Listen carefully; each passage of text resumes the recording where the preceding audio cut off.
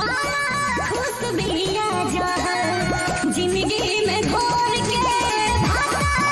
के हाथ धोके जायका होर के हमरा माल के बारात आवता रोई रोई दांत लगा तोहरा जिंदगी से लगोरी हट गई नहीं हो हरेल गड़िए के नीचे आके कट गई नहीं हो अब गबाड़ू परेशान तू बचा उनका के माना करनी जनुआ के बड़ी समझनी काके जब हनिया वाली हो हमरा भैया के साली सीधे दिल में घुस डाली हो हमरा भैया के साली की तकी है बात पहली सहा की डबल याद लेके रहेली सहा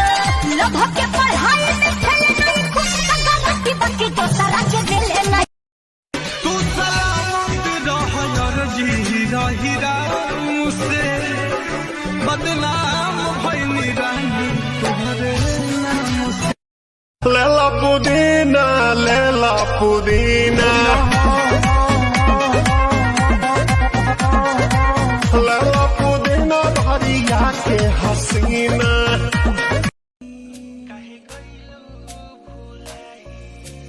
बाबू सोना जानू कही के काहे गइलू भुलाई आइल बानी तोहरा गलिया केने बाड़ू हमर ललिया अब देखो ना यारावा के पैसन भइल बा हलिया आइल बानी तोहरा गलिया केने बाड़ू हमर ललिया अब देखो ना यारावा के पैसन भइल बा चोट घाव पलागी तो दुखाई काहे ना चोट घाव पलागी तो दुखाई काहे ना भगवान जी हो जब दिल तू बनवला तो दवाई काहे ना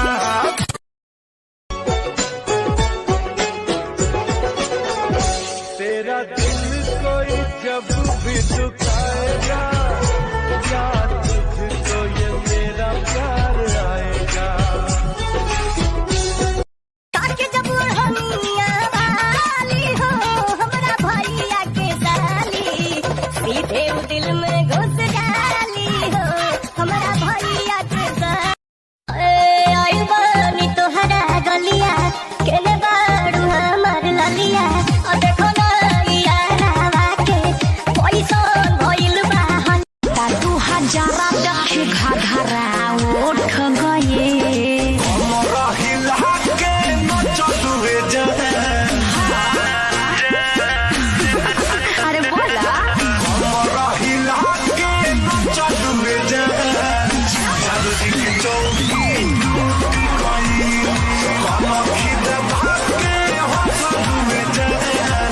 तू कहबू त जियब रानी तू कहबू त मर जाई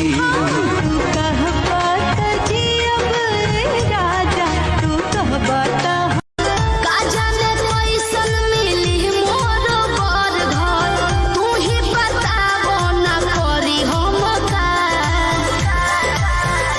अरे पापा जी से कही दा तू साफ साफ बतिया भिद के देवर जस चाही लइका काहे कोइलू तू मोहब्बत जब करे के रहे बदनाम हो दिल तोड़ के मुंह मोड़ के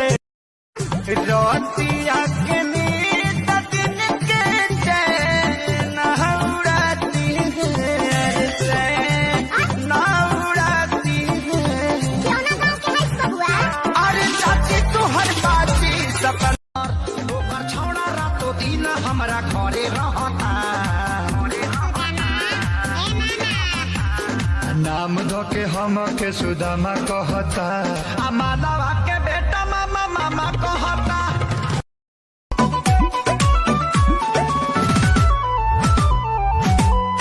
फोन के मना करनी जनुआ के बड़ी समझ